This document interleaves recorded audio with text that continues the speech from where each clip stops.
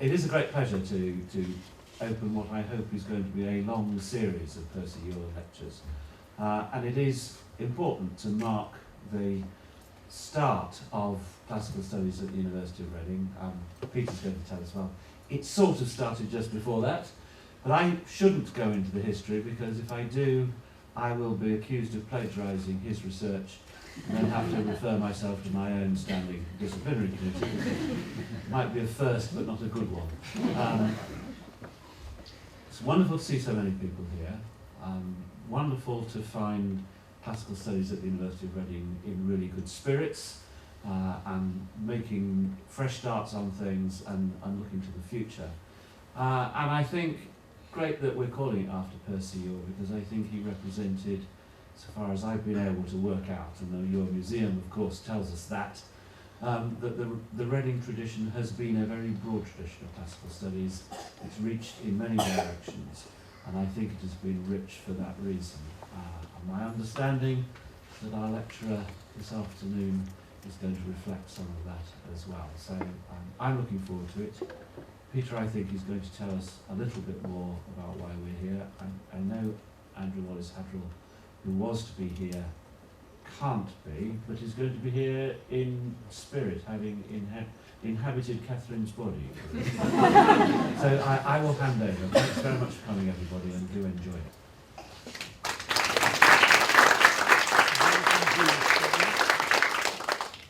So if we could ask Andrew Wallace-Hadrill, aka. So I'm not going to try to do a full impression of Andrew Wallace-Hadrill, but I will read out what he has to say. I'm deeply sorry I cannot after all be with you this afternoon, and I hope you'll convey my regrets to everyone present. I am. I'm the sorrier because my time in the Department of Classics is one I recall with particular happiness. Reading was, and as I know from my recent visit, still is, a wonderful environment in which a culture of teaching and research in classics could thrive, not least because of the supportive environment of what then used to be called the Faculty of Letters and Social Sciences. When I arrived in 1987, the department did feel like the survivors of a storm clinging to a rock and waiting for the next wave of destruction. In a department which had a history of great distinction, symbolised by the figure of Percy Ure, job after job had been lost. In autumn 1987, when I started, we were down to 5: Keith Bate, Jane Gardner, John Landals, Tessa Rajak, and myself. Our disciplines were apparently ill-chosen for the delivery of a standard classics degree. Experts in medieval Latin, Roman law, ancient engineering and music, Jewish Roman history, and Roman cultural history. Where were the literary specialists to deliver a degree based on the classical authors? I think this was one of the determining factors in persuading us to set up what back then was a different kind of classics, one that would welcome our strengths on the traditional peripheries, build links with colleagues in adjacent disciplines, and shift, slightly, away from the teaching of Greek and Latin texts. He says, though I have to confess to having taught with some enjoyment Latin prose composition to the first batch of pupils that year. But of course we had to put the classical heart back into the department and build up numbers. We had to make student numbers grow in order to make staff numbers grow. We found an unexpected ally in the Vice-Chancellor, Ewan Page, who in his previous job at Newcastle had got to know Brian Shefton and had come to admire classics. In the rather traumatic reassignment of personnel across British classics departments that followed from the Barron Review of 1987, we were lucky enough to pick up Tim Ryder and Rosemary Wright, bringing much needed reinforcement on the Greek side. But I also told both Ewan Page and John Barron that without new posts for young scholars, we would never truly flourish. And so we were allowed to appoint Sue Alcock and Edith Hall, who between them sent our student ratings rocketing to the stars. After that, we never looked back. When I think back to the uncertain days of 1987, I took great comfort from discovering just how many inspiring classicists had held posts at one time or another at Reading. So in Cambridge, I soon discovered that my old friends John Crook and Joyce Reynolds had both served time at the department and held it in affection and admiration. That's serving time at the department.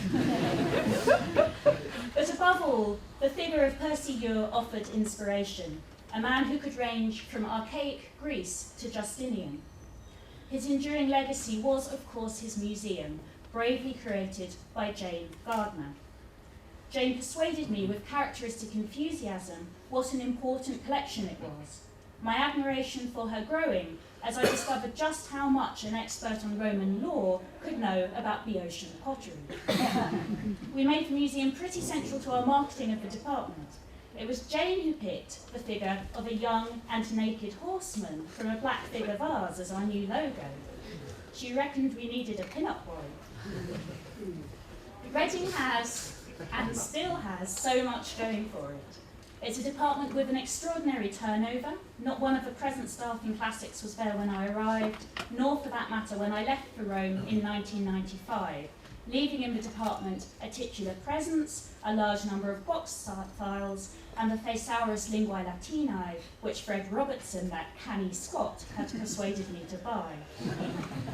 In subsequent years, I saw a lot of Reading in Rome. Many members of the department came out to Rome, and above all, it sent out postgrad students on the City of Rome MA course. It gives me great happiness that the course still flourishes under Matthew Nichols. The Reading link extends to Herculaneum too, where Sarah Court, having moved through the Reading BA and MA, moved on to become research assistant to the director of the British School at Rome, and then moved on to a rapidly growing project on Herculaneum. Those of you who find your way out to Herculaneum, as I trust you will, have but to turn to Sarah to find a warm welcome. But college duties call me away from these happy memories. This is the punishment I must endure for my happy times in Reading and in Rome, that I find myself chairing a meeting of our investment committee to consider what to do about our high street shops closing one after another in the recession. And he says it was Galloway and Porter, the wonderful bookshop which had been our tenant for over a century, that started the collapse. Need I tell you how much rather I'd be with you? Have a glorious afternoon, and long may the department flourish.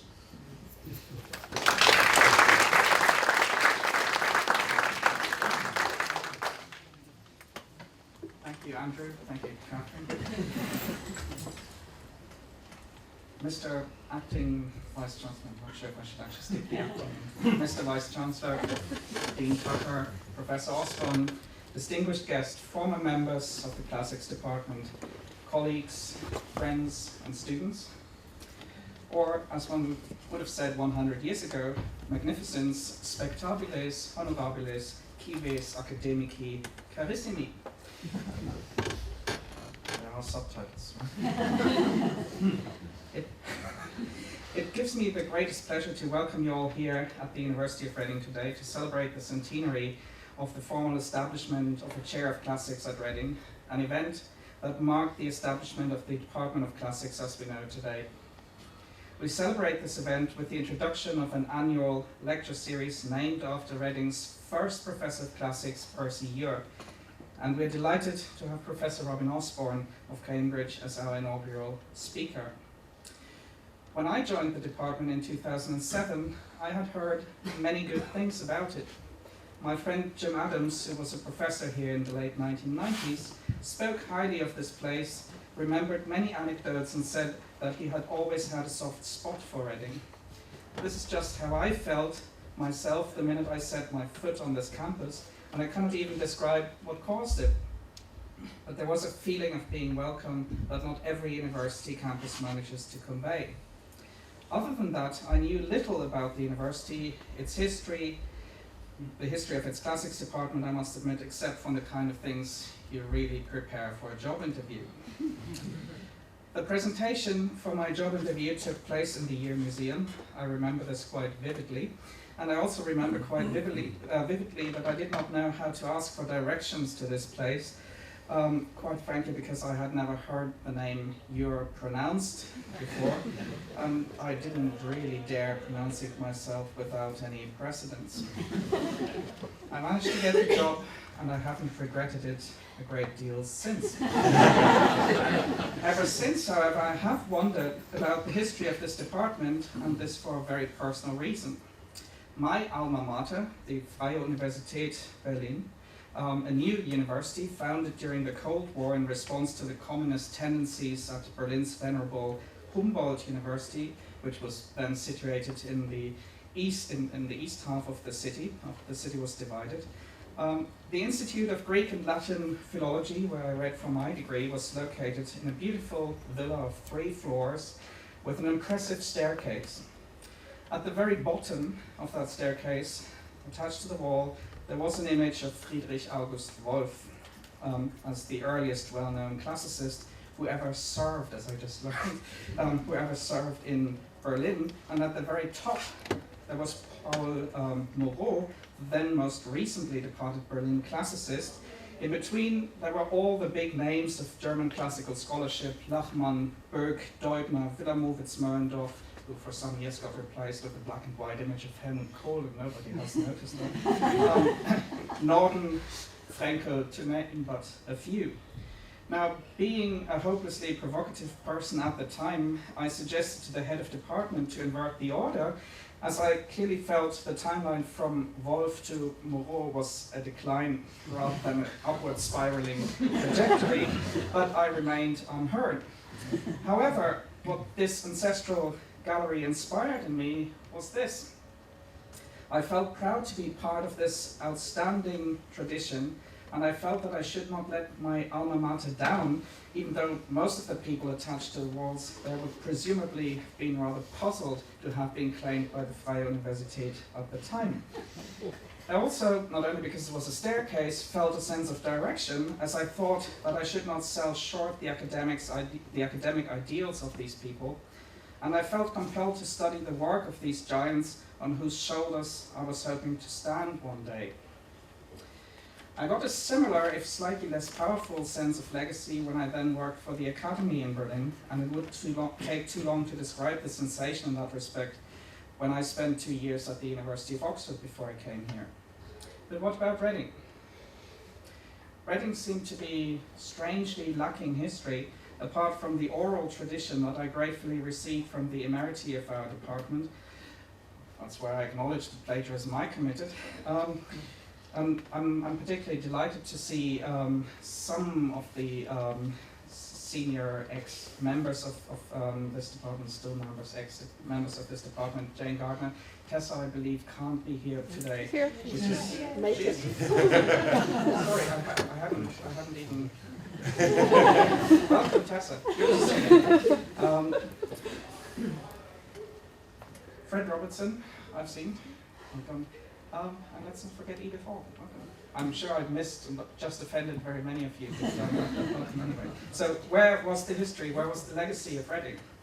Now, when I took over as head of department, my predecessor, Professor Barbara Goff, handed down to me 2 cardboard boxes and said, "This is the departmental archive." I inherited this from Tessa.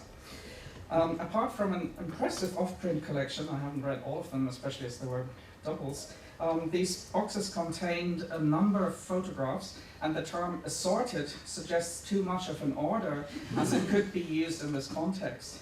And a couple of speeches that were held on a number of occasions, setting up a travel award, these kind of things.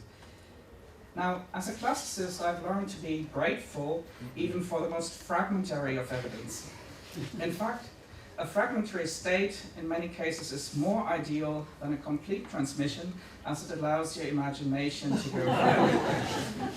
At the same time, I was powerfully reminded how I felt about the importance of understanding my own legacy in order to define one's future, and how I felt about this when I experienced this at my alma mater in Berlin. And that is when I started researching the department's, or in fact, our past.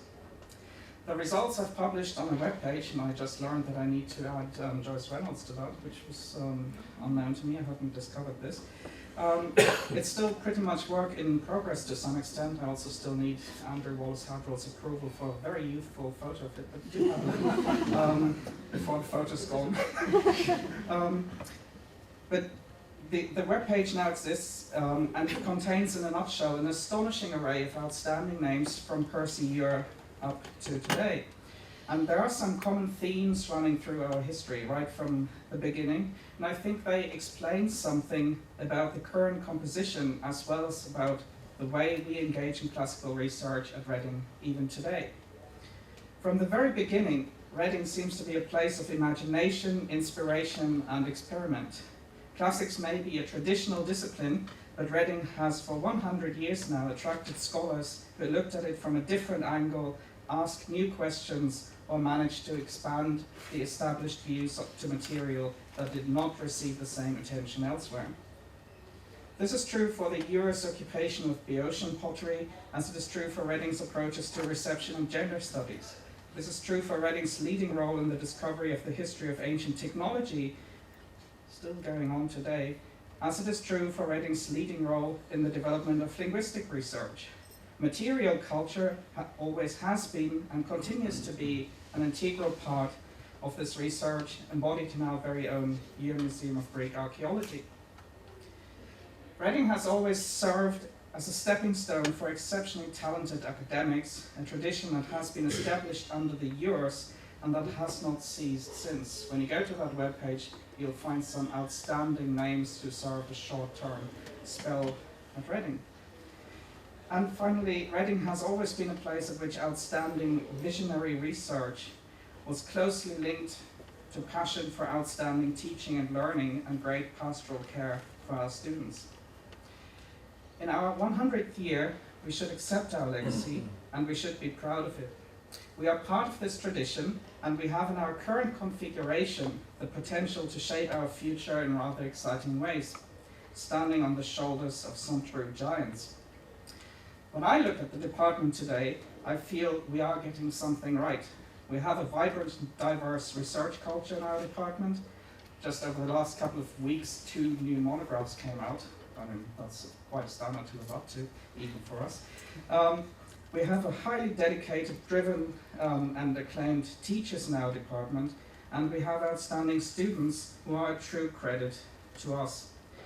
And this is the most important to me. These aspects are not separate. They are closely related and interconnected, rendering Reading's Classics department an intellectual and creative environment, well established and of international excellence, in which I, for one, am delighted to work. Ad multos annos, happy birthday, Classics at Reading. And without further ado, let me introduce our speaker for the first Percy Ure Lecture, Professor Robin Osborne. Thank you very much.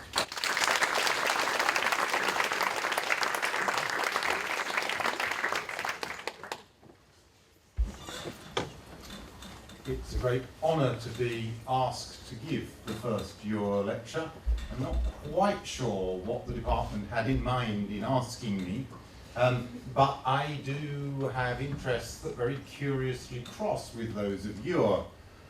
I too done the only archaeological fieldwork I ever really did in Boeotia and got drawn into issues of archaic Greek history. Unlike Ure, I haven't yet made my way to Justinian, but then he didn't make his way to Justinian until he retired, so I've got a little while yet, perhaps. As a young scholar, in his first academic position as a university lecturer in Cardiff, Percy Ure had a bright idea that there was a direct link between the economic developments of the 7th and 6th centuries BC and the political developments. The Greek tyrant, he thought, owed his power to commerce.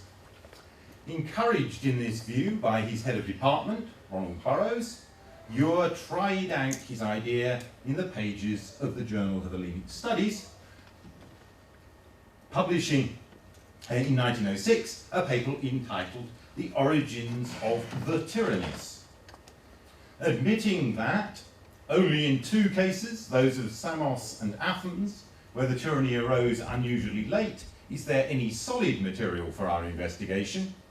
Ure proceeded to argue that Polycrates of Samos owed his throne to wealth derived from the manufacture of metal drinking vessels and woolen goods, and that Pisistratus at Athens owed his tyranny to his working of silver mines and almost exclusive employment of the mining population of Attica.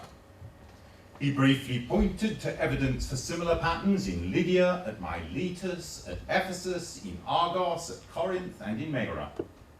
And he ended by suggesting in his final sentence that if the poems of Solon and Theognis are carefully read through, they will, I think, be found to dwell specially upon the dangers of the Plusios, the wealthy man, making himself tyrant by means of his Plutos, his wealth.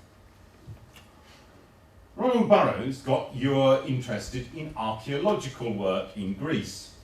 Ure obtained, this is the preface to the book I'm mainly going to be talking about, The Origin of Tyranny, obtained grants from the Works Travelling Bachelor's Fund of Cambridge University and from Gonville and Caius College to visit Greece for the purpose of collecting archaeological evidence upon the history of the early tyranny. Quote.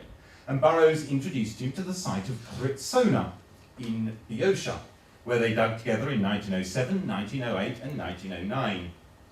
Ure helped Burrows publish some of the graves they excavated together in the Journal of Hellenic Studies for 1909 and published others of them himself in the Annual of the British School at Athens for 1908, from which this is taken. In 1913, 2 years after he had become the first professor of classics at Reading, Ure published black glazed pottery from Ritsona in Boeotia in the series University College Reading Studies in History and Archaeology, where it was rather conspicuous beside Frank's, later Sir Frank Stenton's volumes on the place names of Berkshire and the early history of the Abbey of Abingdon, the principal, W.M. Childs' The Town of Reading during the early part of the 19th century, and an analysis of the Church of St Mary Cholsey in the County of Berkshire by F.J. Cole, who was Professor of Zoology. What else? What Ure himself referred to as the European War prevented further archaeological activity, and Ure turned back to his interest in archaic Greece and in tyranny. In 1921, Methuen published Ure's, quotes, little volume, The Greek Renaissance, the object of which was, quote again, to indicate the scope and character of what the Greeks achieved in the first 2 centuries of their recorded history. In 1922, a year later, Cambridge University Press published The Origin of Tyranny. There it is. Both books rehearsed again his 1906 theory of tyrants' links with economic developments, the Greek Renaissance doing so briefly and vividly, The Origin of Tyranny at greater length with greater scholarship and much more detailed discussion. But the arguments used are identical. Here is Ure on Polycrates in the Greek Renaissance. I quote, we've got the text here. Polycrates became tyrant of Samos in the year 540 BC, and trade and shipping flourished under his government. He built a famous mole to protect the harbour at Samos. He imported fine sheep from Miletus, very probably with the purpose of improving Samian wool. And he employed the famous Samian metalworker Theodorus. Taken by themselves, these statements might mean merely that the tyrant patronised home industries much as many more recent monarchs have done. But there's a statement in Athenaeus that suggests something more than this. Before he became tyrant, so this writer informs us, he used to manufacture expensive wraps and drinking vessels and hire them out to people celebrating weddings or holding great receptions. Athenaeus is unfortunately not a first-class authority. He lived in the 3rd century AD and wrote a long, tedious treatise called Deipnosophistes, the expert diner, which, like so much of the literature of the imperial age, is much on the intellectual level of our own snippet weeklies. But the writer makes frequent quotations from other writers, many of them early and reliable authorities. He is a writer of whom it may be said that the parts are greater than the whole. there seems to be little reason to discredit this particular statement about Polycrates, which says that in Samos the tyranny was secured by a man who had previously been known as a trader in the two chief industries of his city. And here is his treatment of the same issue in The Origin of Tyranny. Let us now see what is known about his career before he had made himself supreme in the state. Before he had become tyrant, he used to get expensive coverlets and drinking vessels made and lend them out to those who were holding weddings or entertainments on a particularly large scale. These words are from Athenaeus. It could scarcely be more definitely stated that Polycrates owed his throne to his wealth in coverlets and drinking vessels. The coverlets, stromni, are surely the manufactured article for which Polycrates subsequently introduced Milesian and Attic sheep. The word seems to denote a Samian speciality. A form of the corresponding verb, estrotai, is used by Theocritus in the passage where he refers to the famous walls of Samos and Miletus. The Greek Renaissance was written for, I quote, the reader who is not familiar with Greek history, and accordingly got little mention in scholarly review journals, though Ernest Barker, in Classical Review, noted that Ure's book was, I quote, short in space but exceedingly rich in suggestion. The Origin of Tyranny was also a book which endeavoured, I quote again, his own preface, to make the argument intelligible to readers who are not classical scholars and archaeologists. But at almost 400 pages, with 6 appendices, and with a bizarrely thorough index including every scholar whose name occurs in any footnote, it advertised itself as a work of scholarship, and was accordingly much more extensively noted. The reviewers were not convinced. W.R. Halliday, in Classical Review, noting that the core of the idea had already been set forth in the 1906 Journal of Hellenic Studies article, reported that, I quote, to tell the truth, however, Professor Ure's theory does not gain in probability by its new exposition at greater length. And he went on, the book indeed is more conspicuous for ingenuity than judgment, before ending with a complaint about the price of 35 shillings, £1.75, comparing it unfavourably in value per page to Lewis Farnell's Hero Cults at 18 shillings, 90 An anonymous review in the Journal of Hellenic Studies is only the more damning for strenuously trying to avoid being so. The materials thus amassed have been utilised by Prof. Ure for all they are worth, and sometimes maybe for a little more. Many of his arguments are temptingly ingenious, and put forward with excellent wit and force, yet depend on too many uncertain factors to contain more than a bare possibility of truth. But in spite of a weak argument here and there, the cumulative force of Prof. Ure's plea cannot be denied, and this much at least of his case seems well established, that the tyrants were a class of men who had considerable riches at their command. But how was this economic capital converted into political power? On this vital point, Prof. Ure unfortunately leaves too much to the imagination of his readers, and the only 2 clear statements which he makes are open to dispute. By the end of the review, little has been left unquestioned.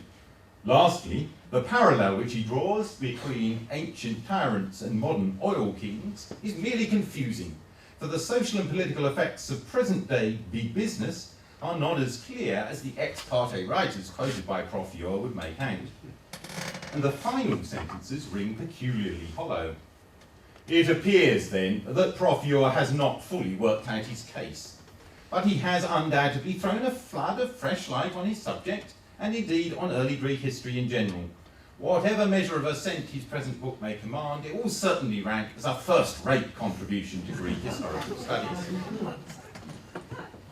These reactions are unlikely to have surprised Percy Ure.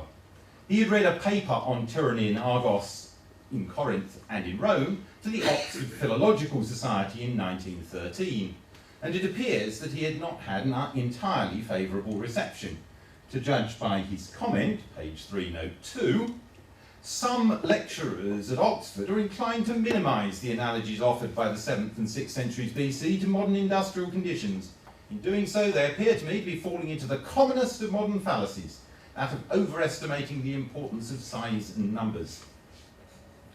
Ure was well enough thought of to be asked to contribute a chapter on the outer Greek world in the 6th century to the 3rd volume of the Cambridge Ancient History, published in 1926. Here, so the version of his thesis that he presents there was somewhat muted. Here is what he has to say, again, about that passage of Athenaeus and what it might signify about Polycrates. The story, which is unfortunately not from the best extant authority, tells us how in those early days of his career he used to lend out coverlets and drinking vessels to people who were holding great receptions or celebrating weddings. His next step was to make himself a tyrant. And here is his summary of his more general thesis. This is page 121, the one point he allows himself a footnote reference to the origin of tyranny. This new urban industrial class was the basis of the power of the tyrants. The great constructive works that distinguished the period, the aqueducts, harbour works, temples and other public buildings, were executed by free workers in the employment of the tyrants. When tyranny was overthrown from within, one contributory cause may have been the failure to maintain the army of employees that these undertakings involved. A considerable amount of evidence has been adduced to show that tyrants not infrequently rose to power by securing some sort of economic control over this same element of the population. Ure was, we sense, in retreat. Frank Adcock, writing about Pisistratus in the same volume of the Cambridge Ancient History, saw no reason to refer the reader in his footnotes to Ure's book at all. Nor did archaeologists interested in early trade pick up Ure's ideas.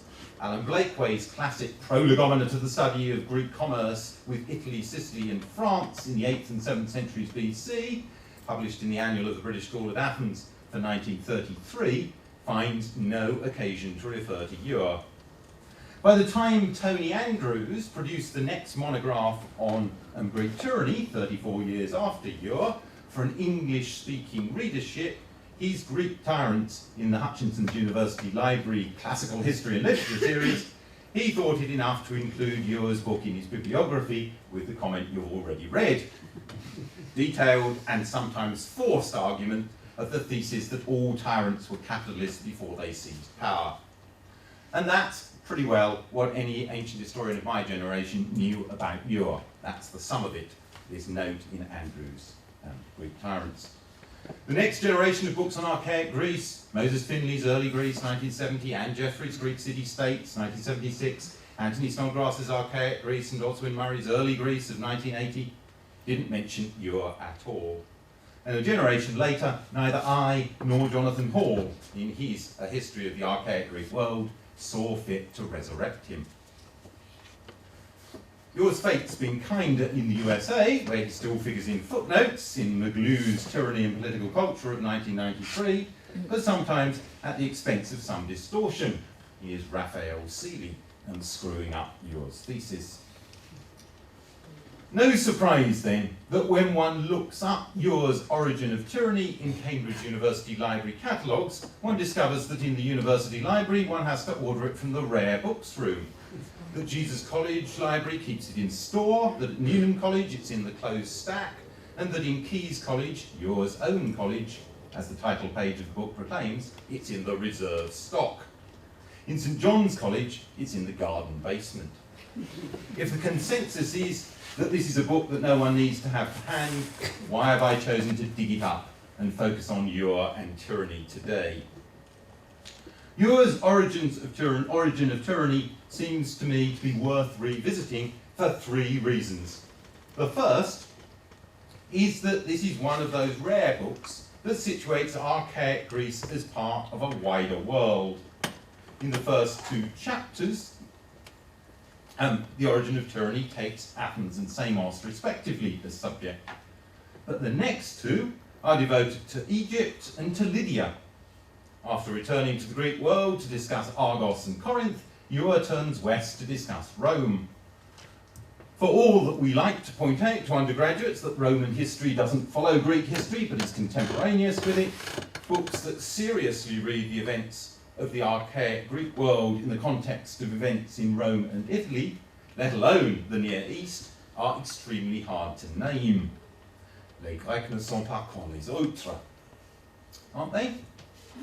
The second reason for thinking that Ure is worth consideration is his use of modern analogies. Immediately on page 2 of The Origin of Tyranny, Ure is comparing the position of tyrants, as he understands it, to the position built up in the 14th and 15th century AD by the rich bankers and merchants who made themselves despots in so many of the city-states of Italy. And he follows this by claiming on page 3, this may all be a bit too small for people up in front to read, apologies, still closer analogies lie at our very door. It is a commonplace that we are in the midst of an industrial revolution.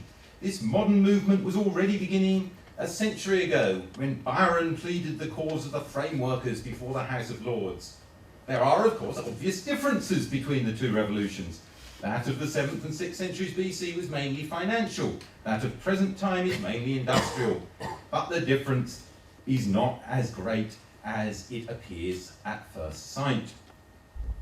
It's at this point that his footnote to the Oxford lecturers who pooh-poohed his use of modern analogies appears. But he's getting into his flow and not to be stopped. 2 pages later, we're told that the danger of supreme power in America passing into the hands of a few capitalists has even been publicly acknowledged by a President of the United States during his period of office.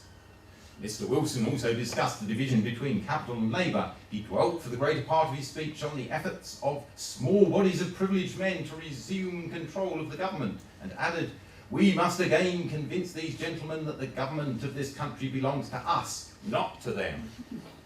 Ure is adamant as to the heuristic value of such modern analogies. Page 6. To have indicated how widely prevalent is the fear of an impending new tyranny of wealth or tyranny of capital is by itself enough to show that the relation between tyranny and the new form of wealth that arose in the 7th and 6th centuries before our era is a subject that deserves investigation.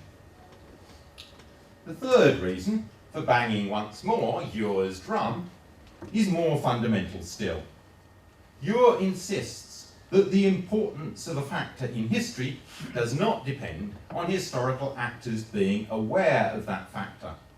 He quotes on page 4 the Chancellor of the Exchequer saying in a speech in the House of Commons on November the 28th, 1914, that, quotes, "I have been much struck since I have been dealing with these transactions," and his bills of exchange, "with how little even traders who form a part of this great machinery know about the mechanism of which they form an essential part." And goes on to say, "Apparently it needed a European war to bring home to the modern world of commerce the nature of its currency. This fact should warn us against expecting to find in early Greece any very clear recognition of the revolution in the currency that then took place." And 2 pages later,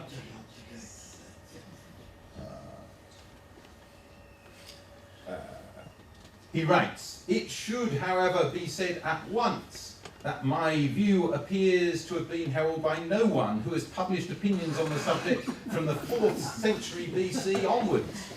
This, however, is not fatal.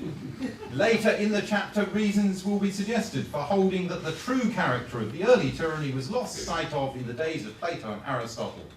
Why truer views on this particular subject should be recovered precisely at the present period may be sufficiently explained by the modern financial revolution, which makes it possible to approach the question from a point which has scarcely been accessible during the last 2,000 years.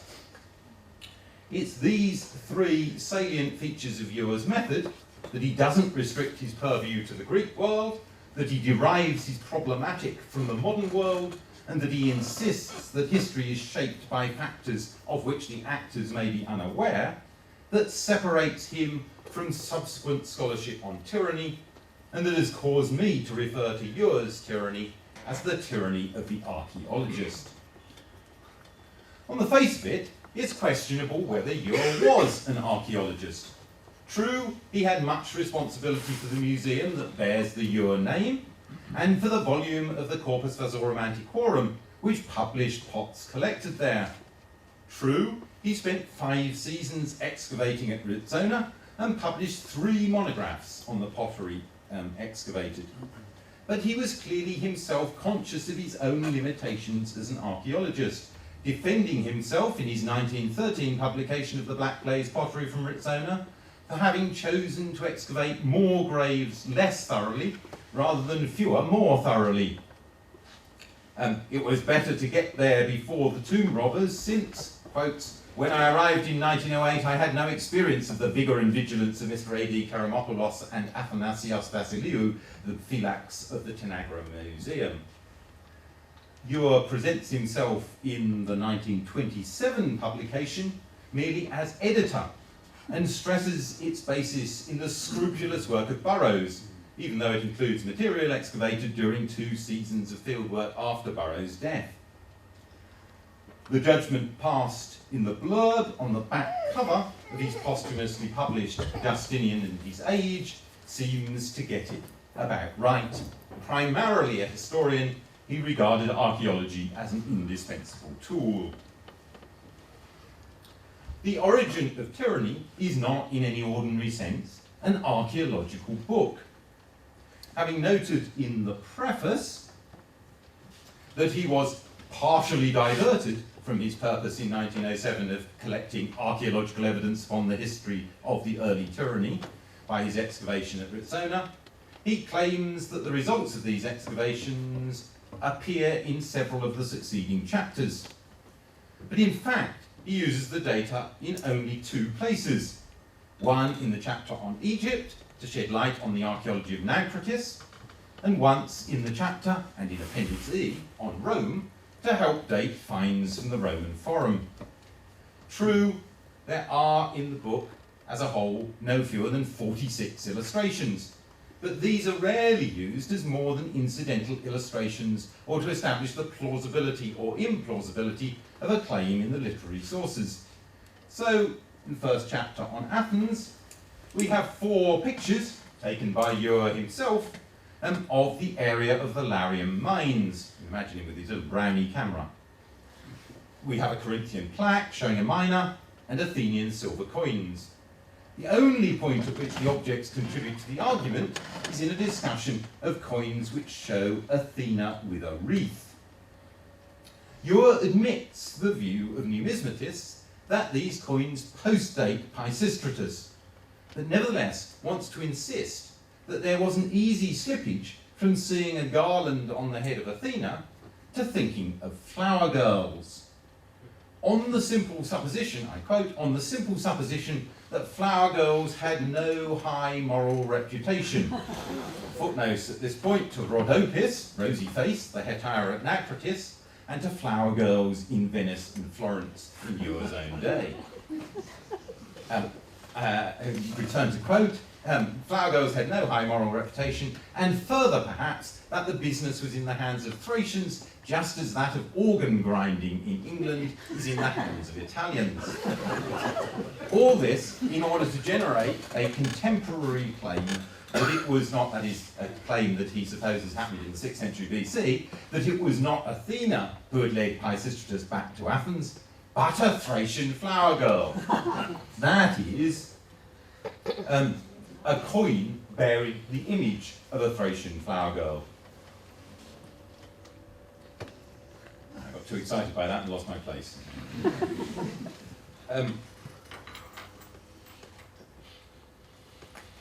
So, to quote, you've got the passage. In fact, Phae, the human goddess 4 cubits high, said by some to come from Attica and others from Thrace, who brought Pisistratus back to Athens for the first time, bears a suspicious likeness to the coins sometimes sometimes girls and sometimes goddesses, derived some from Attica and some from Thrace, with which Pisistratus secured his second return and finally established his power. When everyone thinks of the ingenuity of this pure conjecture, he admits to it being pure conjecture, which enables him to conclude that There is nothing improbable in the suggestion that the Fay story grew out of a remark made by the tyrant's enemies about his silver drachmae. There doesn't seem to be anything here distinctive of the archaeologist. When I claim that Ure's tyranny is the tyranny of the archaeologist, I have in mind a very different quality of his work. And this is the expectation that political change must be underpinned by material conditions. Such changes may or may not be visible to or understood by contemporaries, and they're unlikely to respect political or ethnic boundaries. To understand the changes and their effects, we need to look for and at patterns that transcend the terms of discourse of a particular time or the local factors operative in a particular place. Not surprisingly, classicists have not traditionally leapt at the possibility that understanding what happens in the Greek world might require thinking about things that are not expressed in Greek or by Greek writers. Nor have they leapt at the possibility of understanding what happens in the Greek world might involve knowing what else is happening in Iron Age societies, whether around the Mediterranean or in parts further north and east. Ure gets to discuss the origin of the Greek world Tyrannos only in his conclusion, page 302 and note 8. Tony Andrews devotes the whole of his second chapter, after a chapter on the background to tyranny, to the word tyrant. An obsession with employing only actors' categories, as opposed to observers' categories, dominated classical scholarship in the second half of the 20th century. We investigated the oikos, not the household, miasma, not pollution, eidos, not shame. More aggressively, Finlay connected his claim that the only attempts at a general statement about oikonomia in antiquity were of crashing banality, and that, as a consequence, oikonomia was not worth studying, with what is fundamental to our economy being absent from ancient society. And he then further concluded that since what is fundamental to our economy, cities based on manufacture and cyclical economic crises, in his view, was missing, it was not possible to study the ancient economy either, though his book must have sold copies to people led to imagine from the title that they were going to discover about that non-existent phenomenon. But Finlay's evidence that those features fundamental to the economy were absent from ancient society was the failure of David Hume and Edgar Salin to find evidence of them in the writings of ancient authors. Despite Finlay's explicit claim, what he identifies is at best an intellectual failing in antiquity, a failure by ancient authors to identify certain phenomena, and cannot be taken as evidence that in fact ancient society was not organised to the satisfaction of material wants in ways exactly parallel to the modern world. That actors don't have a word for it doesn't mean it doesn't exist, nor does it mean that it's not useful for us to ask about it. If I allow myself a digression to Finlay's ancient economy, is because it's with the textualisation of ancient economics that the problems of trying to understand the world on the basis of ancient textual evidence alone become clearest. It should not, I hope, seem rash to claim that if we're to understand how ancient societies satisfied their material wants, then we must be prepared to include material evidence. But what I want to claim, and to presume to do so in the name of Percy Ure, is that exactly the same is true of politics. Our knowledge of archaic Greek tyrants derives almost entirely from stories told long after the event. Herodotus supplies us with a rich fund of stories about tyranny at Corinth, at Athens, at Sicyon, at Samos. Later authors play variations on Herodotus' stories and offer some supplements. Our knowledge of kings and the end of kingship at Rome depends in the end upon Livy, writing 500 years after the end of the kings. But even Herodotus was writing 3 clear generations after the end of tyranny at Athens. Ure admitted in his conclusion that the evidence he used included, I quote, anecdotes of doubtful relevance and doubtful authenticity found in writers who lived centuries after the period to which they refer. but he repeatedly castigated other scholars for their scepticism about the ancient sources, pointing to archaeological confirmation of Troy and of the early history of Rome, and claiming that since many of his sources were independent but told, at least in his hands, the same general story, they were mutually confirming. In a passage of the Greek Renaissance, Ure tells the story of Cypselus of Corinth, quoting Herodotus 592 on how Labda's baby had been prophesied to threaten disaster to the ruling nobility. At first, it avoided death by rousing sympathy with its baby's smile, and then was hidden by its mother in a Kupseler, from which it then derived its name.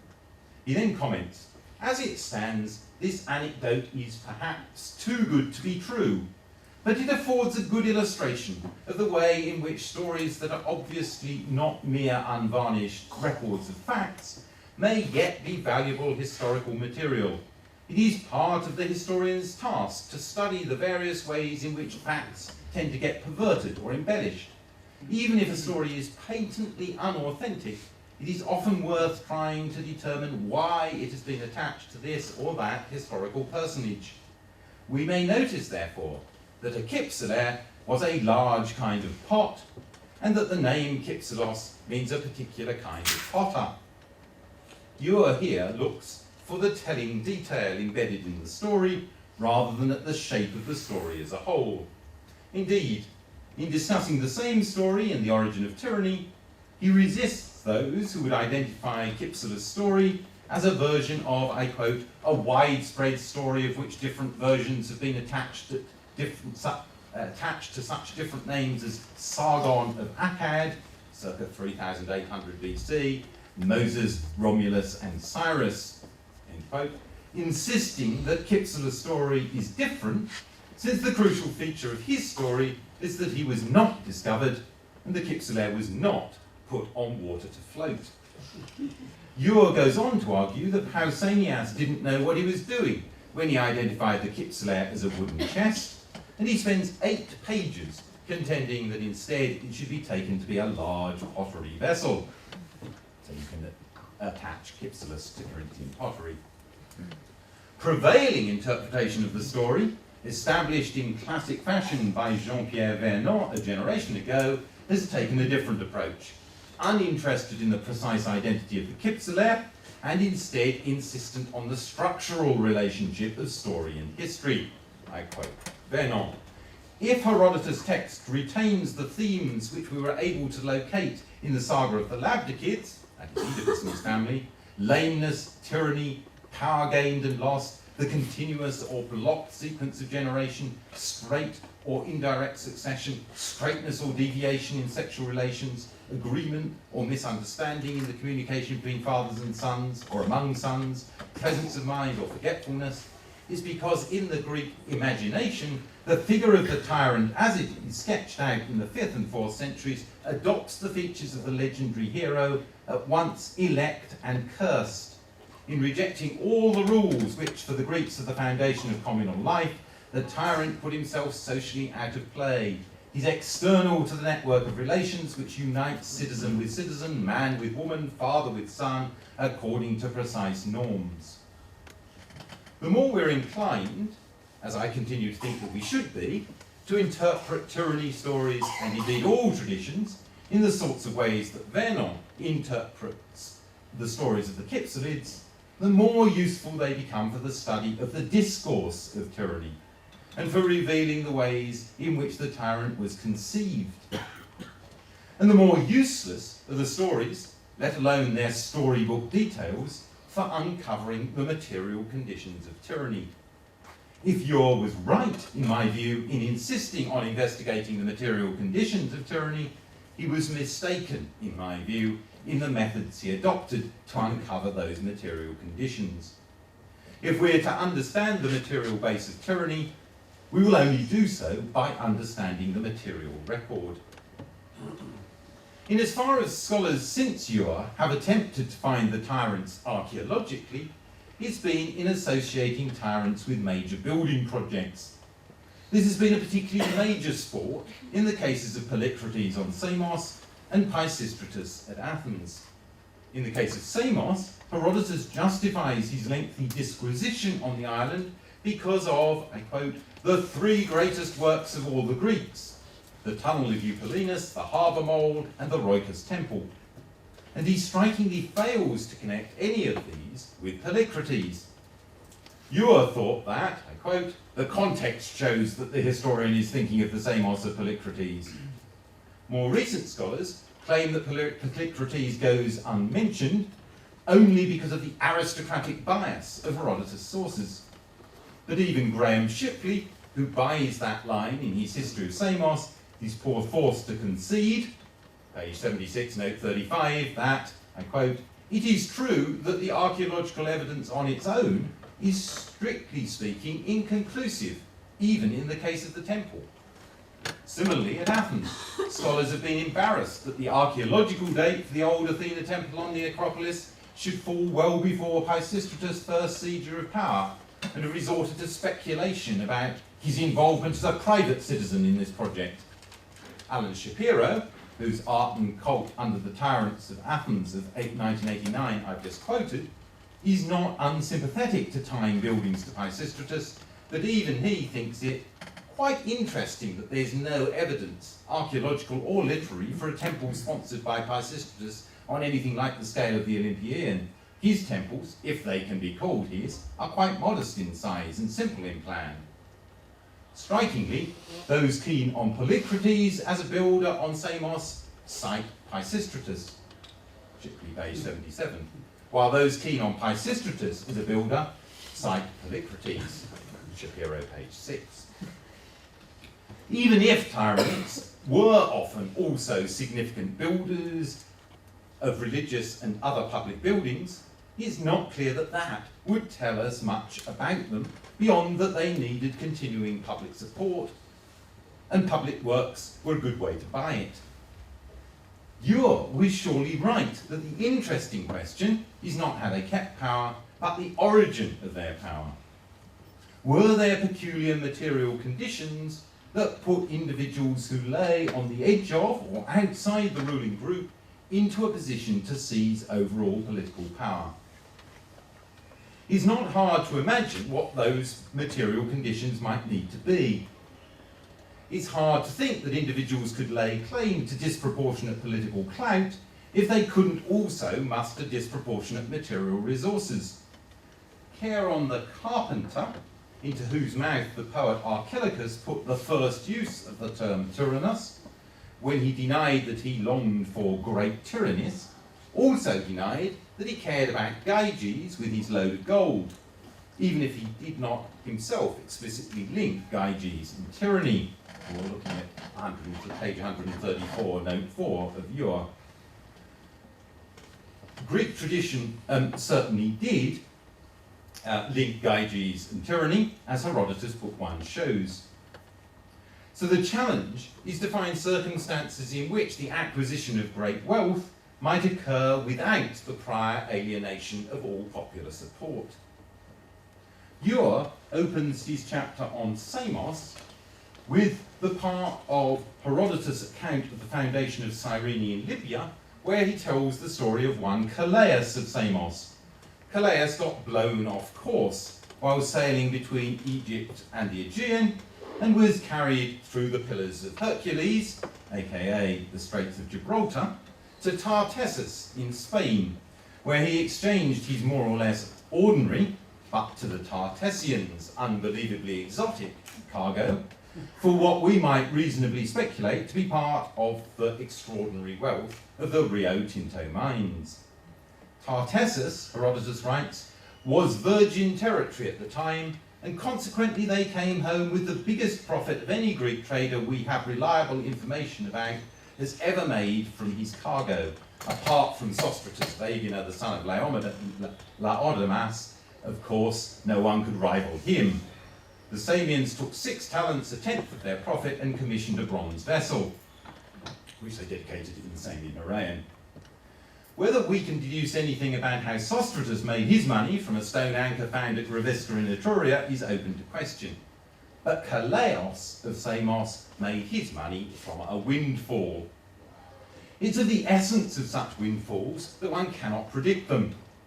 Nevertheless, there are conditions that make them more or less likely. The combination of local and interannual variability in weather conditions, and so crop production in the Greek peninsula, make it regularly possible for farmers in one part of the peninsula to profit from dearth elsewhere. But such windfalls would rarely disproportionately enrich an individual unless that individual already had a disproportionate monopoly. But as links were established with places further away, with supplies of food and clothing, or necessities and luxuries mapped less and less closely onto the pattern of supplies in Greek communities, the chances of opening a rich seam and gaining enormously before others caught up with you become distinctly greater. The archaeology of tyranny, I suggest, is the archaeology of windfalls. But how do we recognise a windfall? Ure had, I suggest, a windfall when he went to Greece with the aim of collecting archaeological evidence for early tyranny, and ended up excavating at Ritsona. What he found at Ritsona was a site that one would have expected to be an inland backwater. Instead, it turned out to be plugged into networks of exchange that yielded pottery from all across Greece and from the wider Mediterranean, not just from Argos, Corinth and Athens, but from Chios and Naucratis, and from Etruria, or places heavily influenced by Etruria. What's more, he discovered that not only did the average number of pots per grave rise from 6 in the pre-Corinthian to over 30 in the Corinthian period, but one grave contained nearly 300 Corinthian pots. Scholars have been reluctant to believe that cheap pottery is a good measure of ancient economic activity, but they're wrong to do so.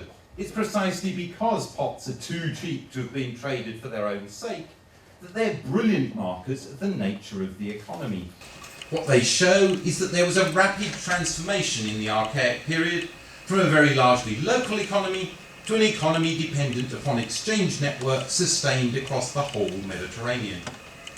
And what that decision to put nearly 300 pots in a single grave, like Harloe's decision to dedicate a mixing bowl at the Samian Haran, what that shows is that there were some who not only made great windfalls out of these emerging markets, but were also keen to show that fact off. Only by better understanding the archaeology of such display can we better understand the origins of tyranny. Ure noted in his conclusion that, I quote, "No one who has read at all widely in modern writings on ancient history can have failed to observe that the scepticism or credulity of any given scholar has always depended largely on that of his generation. If we're to get beyond rewriting the history of tyranny by being more or less sceptical than the previous generation, it'll be by succumbing to the tyranny of the archaeologist." Before I end, I'd like to add a short coda. Ure ended the origin of tyranny, page 206, with one consolatory remark and one warning. Remember, this is 1922. The consolation was this, I quote, "The age of the tyrants lasted for little more than 5 generations, and never so long as that in any one city. This fact may have some consolation for those who fear a modern tyranny of wealth, and offers perhaps an analogy for the observation of H.G. Wells on the transitory character of the modern financial boss." And the warning is this: at the present day, the antipathies between aristocracy and militarism and capitalism are, to say the least of it, not particularly marked. It is the democracy that loathes capitalism, but this may be merely a phase. The anti-capitalist movement may end by labour becoming fatally materialised or fatally impoverished. And in any country where that happens, the way will be open for a new Pisistratus. These were prescient words in 1922 in terms of the history of the following 2 decades. but they resonate also with the history of the last 2 decades. For all the weakness of his methodology, and for all his own rather partial pursuit of the wider intellectual agenda that his book points towards, Ure's insistence that if we're to understand political change, we must not look myopically at individual societies, but comparatively at the wider world, not narrowly at a single form of evidence, but broadly at all forms of evidence, see not merely in terms of actors' categories, but also with the categories of a range of observers, all this remains as true today as it was 89 years ago. And such a vision remains at the heart of the study of classics. As we celebrate the 100th anniversary of the classics department in this place, is not just the range of material that is dealt with here, from pots in the Ure Museum to Latin subject pronouns, from library buildings in the Roman Empire to papyri from Roman Egypt, that maintains Ure's vision. Is the determination to situate the Greek and Roman world against other worlds, against the Hittite world or the Coptic world on the one hand, and against the worlds that have received and understood Greek and Roman art and literature on the other, whether those worlds are inhabited by Enlightenment Germans working in Italy, or by black Africans today reworking Greek tragedies.